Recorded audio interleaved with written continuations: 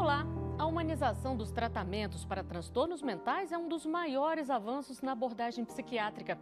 Em abril de 2001, o Brasil sancionou a Lei 10.216, um divisor de águas para pessoas que sofrem com distúrbios, doenças e transtornos dessa natureza. No Viver Melhor de hoje, nós vamos falar sobre evolução nos tratamentos de saúde mental. Vamos entender como funciona a política nacional e a rede de atenção psicossocial. Vamos também abordar os transtornos mentais e os avanços em medicamentos para a área. E a gente começa entendendo o cenário da saúde mental no Brasil. Durante muitas décadas, o destino das pessoas com transtorno mental era o isolamento. Retirava-se do convívio em sociedade aqueles que eram considerados loucos e colocava-se nos hospitais psiquiátricos, chamados de manicômio e hospício. Os relatos de denúncias de tortura, psicocirurgias, superlotação e violação dos direitos humanos eram recorrentes nesses locais. A luta pela humanização dos tratamentos de transtornos mentais remonta aos anos 70 e reuniu importantes nomes como o da psiquiatra Anísia da Silveira, pioneira na terapia ocupacional. Mas foi em 2001 que o Brasil conseguiu colocar em prática a reforma psiquiátrica. O Brasil teve uma grande mudança de paradigma, principalmente, lógico que houveram experiências estaduais, municipais antes, mas um marco institucional é a Lei 10.216 de 2001.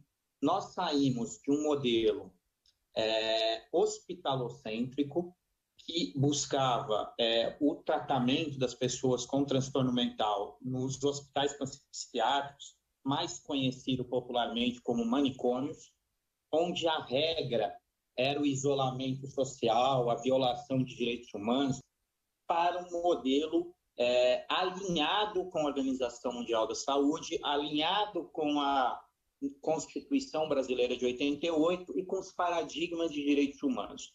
A Lei 10.216 de 2021, também conhecida como Lei Antimanicomial, iniciou um processo de desinstitucionalização, com a determinação de fechamento gradual de manicômios que proliferavam país afora. Com isso, a abordagem passou a ser por um tratamento que tem como objetivo central o direito à cidade e à integração na sociedade. No lugar dos hospícios, reformulou-se o modelo assistencial com a criação da rede de atenção psicossocial no Sistema Único de Saúde.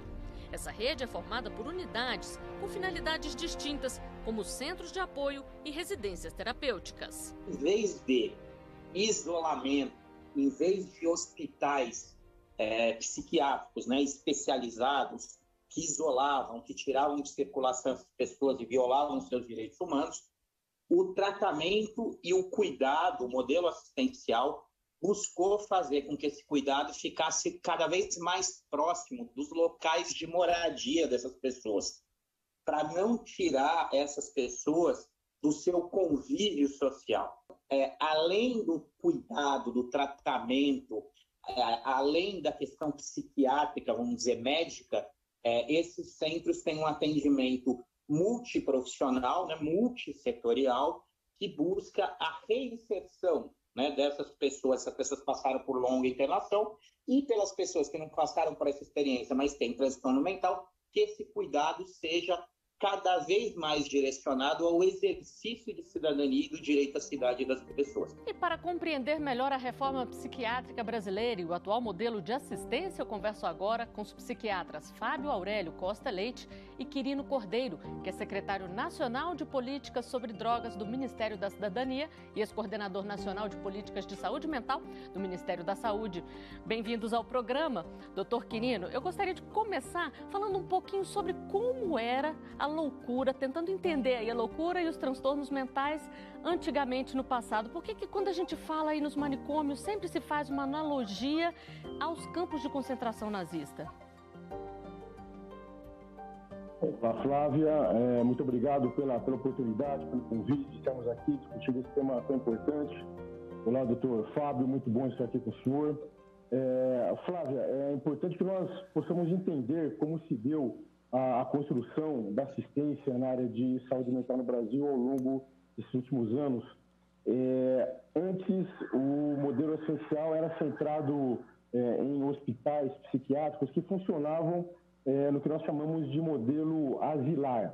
Ou seja, basicamente, quando esses hospitais foram construídos no Brasil, a maioria deles não haviam tratamentos apropriados para as pessoas que apresentam transtornos mentais. Só para a gente ter uma ideia, a primeira medicação antipsicótica, ou seja, aquela que é utilizada no tratamento de pessoas que apresentam quadros clínicos que vulgarmente é chamado de loucura, como, por exemplo, quadros de esquizofrenia, em que o indivíduo acaba vivendo um mundo apartado da realidade, com delírios, alucinações.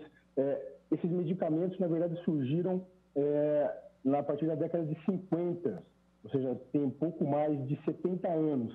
O fato é que, infelizmente, como não havia tratamento apropriado para essas pessoas, o que acabava acontecendo é que elas eram colocadas em serviços asilares, onde elas acabavam, então, sendo acolhidas e passando boa parte da sua vida. Muitas das pessoas, com quadros mais graves, passavam quase que toda a sua vida nessas instituições. Um outro fenômeno também que acabou acontecendo com o passar do tempo é que esses serviços de caráter asilar, de caráter manicomial, acabaram, então, recebendo pessoas que sequer apresentavam transtornos mentais. Então, pessoas que apresentavam comportamentos desviantes, como, por exemplo, pessoas prostitutas. Então, o que acabou acontecendo é que houve um desvirtuamento também desse serviço. O fato é que, por conta disso, então, houve um aumento muito grande de pessoas nesses hospitais com caráter manicomial, asilar. O que acabou acontecendo, então, por exemplo, se a gente pegar um serviço importante localizado no estado de São Paulo, que é o antigo Hospital do Juqueri, ele chegou a ter na década de 50 mais de 11 mil pessoas. E aí, obviamente, que o cuidado não era possível ser ofertado de maneira apropriada. Então, esses lugares acabaram ficando numa situação sanitária totalmente inapropriada. O que era levado em consideração na hora de internar uma pessoa? Porque a gente sabe que muitos não tinham nem o diagnóstico de um transtorno mental, né? Na verdade, a internação, como o doutor Quirino colocou, ela tinha muito pouco critério técnico. Existia muita crendice, muita mistura com conceitos religiosos, com percepções alteradas de que uma pessoa tivesse com uma loucura e precisasse se afastar da família. A família, às vezes, não sabia muito como lidar com aquele paciente que apresentasse qualquer tipo de alteração, às vezes uma alteração aguda, pequena, que seria resolvida em poucos dias, era tratado de uma forma absolutamente radicalizada, desesperada pela família, pela comunidade, e esse paciente era levado para as clínicas antigas, né, para os manicômios, como nós falamos, e esse indivíduo saía daquele surto, quando ele acordava, ele olhava que ele estava num lugar com outros pacientes realmente bem piores que ele, e ele entrava novamente no desespero, numa ansiedade, numa angústia, uma agonia, e aquilo era visto como uma nova crise, ele era novamente, às vezes, medicado, então ele acabava ficando ali. Houve muito empirismo, houve muita interpretação pessoal e muita má compreensão do que era a doença mental. Se o estigma hoje ainda existe, nós ainda temos que trabalhar a psicofobia em alguns ambientes, algumas cidades, alguns locais, imagina isso 50 anos, 60, 70 anos atrás. Né? Nós tínhamos realmente uma dificuldade muito grande para que as pessoas entendessem o que era aquela doença. Você falar que é um transtorno psicótico agudo para uma esquizofrenia, o prognóstico é completamente diferente. A compreensão disso e o tipo de tratamento, como lidar, comorbidades, paciente que tem mais de uma doença, nada disso era entendido pelas pessoas e a sociedade, as famílias ficavam completamente desesperadas quando tinha um parente ou um cidadão com uma doença mental que acabava desorganizando emocionalmente todas as pessoas ao redor, e essa pessoa simplesmente era afastada, ela era isolada. As pessoas não sabiam como lidar com aquele tipo de paciente, precisavam deixá-lo longe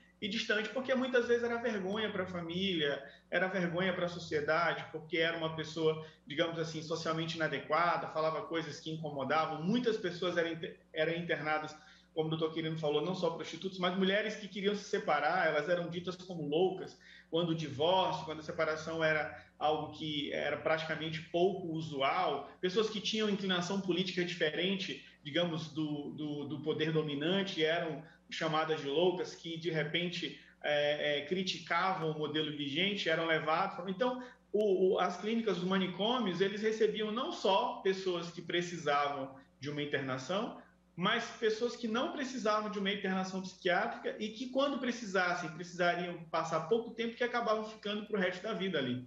E hoje, qual é a orientação, doutor Fábio? O que mudou depois da reforma psiquiátrica?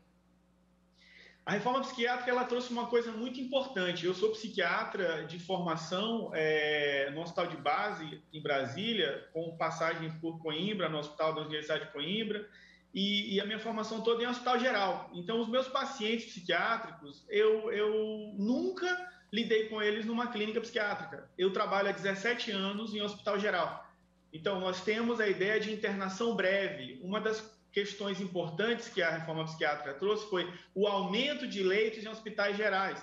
Eu me lembro que há 17 anos atrás, quando nós queríamos internar um paciente com uma tentativa de extermínio no hospital geral, ou que tinha um quadro de transtorno dissociativo, uma psicose aguda que seria resolvida em pouco tempo, e nós levávamos para o hospital geral, hospital onde interna a cardiologia, a pneumologia, onde os outros médicos de outras especialidades tratam seus pacientes, nós começamos a levar os pacientes à psiquiatria. E eu lembro a resistência no início, até dos outros colegas, de nós estarmos com o paciente, a resistência de ter um psiquiatra como eu dentro de um hospital geral, onde tinham outros pacientes do lado direito, do lado esquerdo, com patologias como pneumonia, hipertensão arterial, infarto agudo do miocárdio, e eu com o paciente ali com uma depressão, com um quadro de anorexia, tentando tratar e tentando resolver, buscando, dando a melhor assistência, porque era um paciente que tinha ali todo um suporte médico também.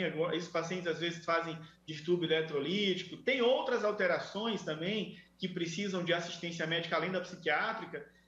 Então, no começo era muito difícil. Hoje, quando nós olhamos para o cenário, principalmente agora nesse período de pandemia, muitos pacientes com síndrome do pânico, transtorno de ansiedade, reação aguda ao estresse, muita depressão, muita insônia, esses pacientes hoje buscando um hospital e as operadoras conseguindo receber e aceitar que esse paciente seja tratado num hospital geral e que não vá para uma clínica psiquiátrica, para um hospital psiquiátrico, isso é um avanço enorme. O paciente que precisa, ele encontra todo o tratamento aí no âmbito do Sistema Único de Saúde? Nós temos trabalhado justamente para ampliarmos os serviços para o tratamento das pessoas com transtornos mentais de dependência química, justamente para reduzir as barreiras de acesso dessas pessoas ao tratamento apropriado, realmente efetivo.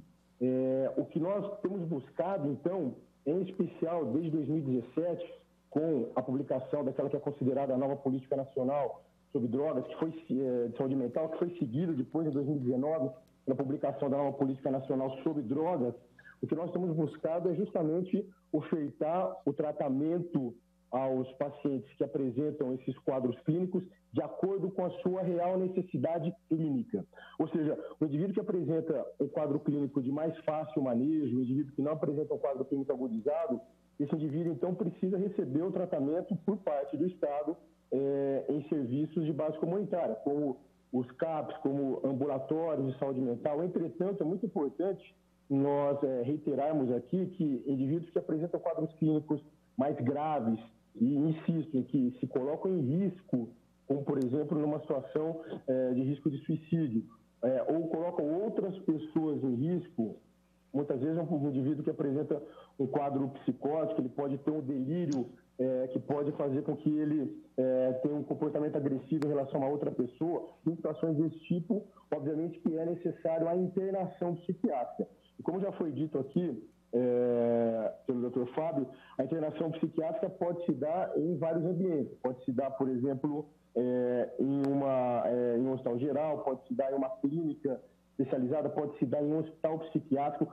Então, a grande questão que a gente vem trabalhando no governo federal nesses últimos anos, Flávia, é que a gente possa garantir para as pessoas com transtornos mentais e dependência química, com a publicação das novas políticas nacionais de saúde mental em 2017, de drogas em 2019, é o tratamento para o paciente que apresenta esses quadros clínicos, novamente, de acordo com a sua real necessidade. Então, a gente tem buscado construir uma rede assistencial ampla, que conta com serviços de base comunitária, serviços de internação e também serviços de acolhimento, como acontece no caso das comunidades terapêuticas, que também são serviços importantes, mas aí para o tratamento, nesses casos, sempre voluntário, da dependência química. Então, a ideia é que a pessoa que apresenta transtorno mental possa receber o tratamento nessa rede assistencial que, nesses últimos anos, tem sido ampliada e diversificada para dar conta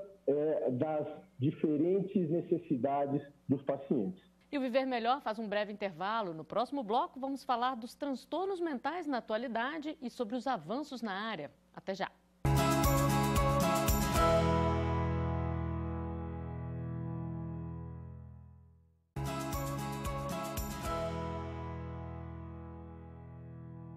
Viver Melhor está de volta e hoje fala sobre a evolução nos tratamentos em saúde mental.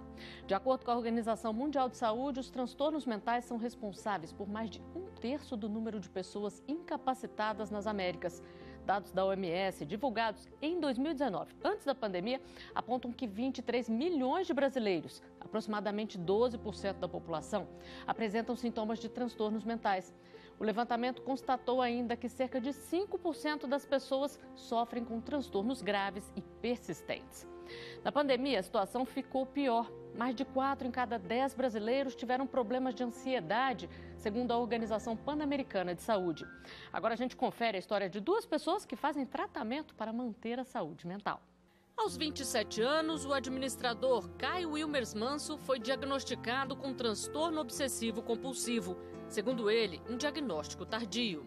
Desde lá dos meus 5 anos de idade, eu tenho alguns rituais, algumas manias que me incomodavam bastante. E como não conhecia, a gente diz que o transtorno obsessivo é uma doença que a gente finge que ela não existe.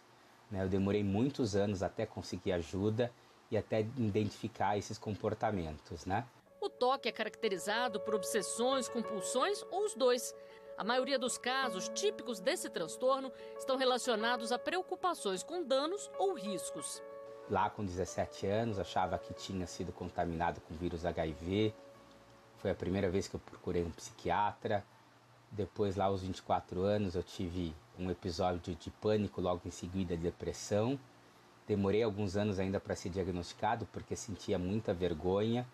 E eu acho que o pior ritual que eu tive é a questão com o automóvel. Hoje é mais tranquilo, apesar que eu tenho que fazer os pensamentos de forma não rotineira, mas praticamente todas as vezes.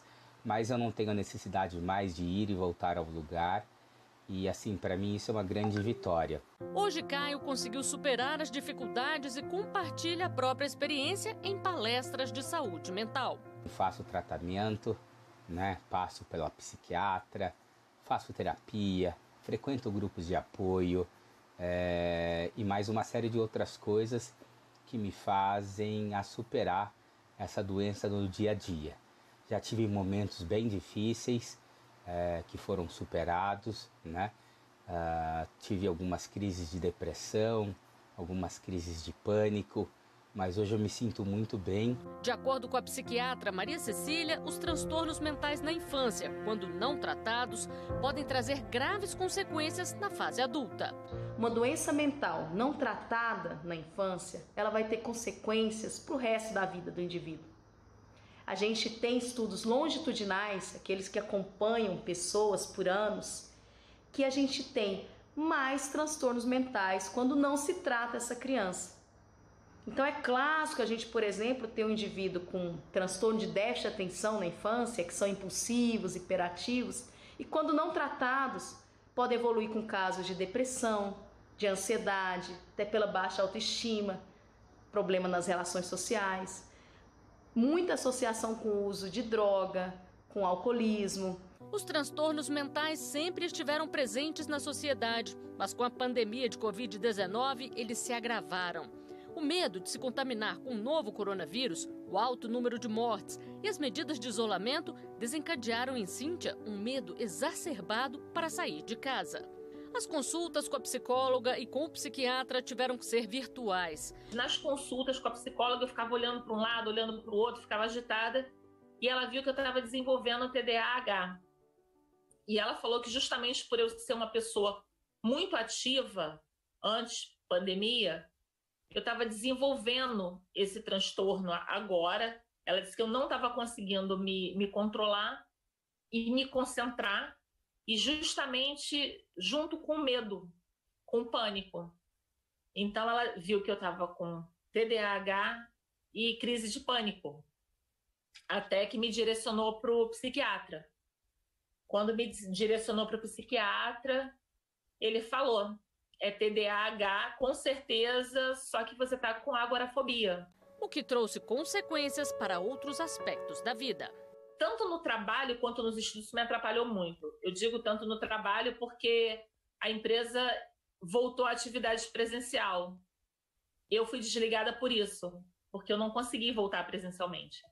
E eu volto a conversar com os psiquiatras Fábio Aurélio Costa Leite e Quirino Cordeiro, que é secretário nacional de Políticas sobre Drogas do Ministério da Cidadania e ex-coordenador nacional de Políticas de Saúde Mental do Ministério da Saúde. Doutor Quirino, como é que a pandemia aí afetou a nossa saúde mental? Quais são os transtornos mais detectados durante esse tempo? Flávia, isso daí é bem sabido na literatura médica científica que situações de estresse, em especial situações de estresse crônico, são fatores de risco importantes para o aparecimento de quadros psiquiátricos, quadros como ansiedade, depressão, abuso de substâncias psicoativas. E esse momento de pandemia que nós vivemos aí há quase 2 anos tem levado, então, a que as pessoas sejam submetidas a essas dificuldades, né, enfim, decorrentes do quadro do momento sanitário que vivemos, e isso tem se caracterizado como um estresse importante para a população, não só do Brasil, mas de todo o mundo. Nós, infelizmente, temos passado por momentos de óbitos, então as pessoas que ficam enlutadas, elas podem, por conta dessa situação, estarem mais suscetíveis ao aparecimento de transtornos mentais. Nós também, enfim, temos tido, por conta da pandemia, problemas sociais e econômicos que também têm se abatido sobre a população. E as crianças e adolescentes também sofrem aí com os efeitos da pandemia? Como é que é diagnosticado e tratado um problema mental na infância? Os adolescentes têm uma característica, as crianças, principalmente, por exemplo, para a depressão, que é de ficar um pouco mais irritado, um pouco mais agressivo.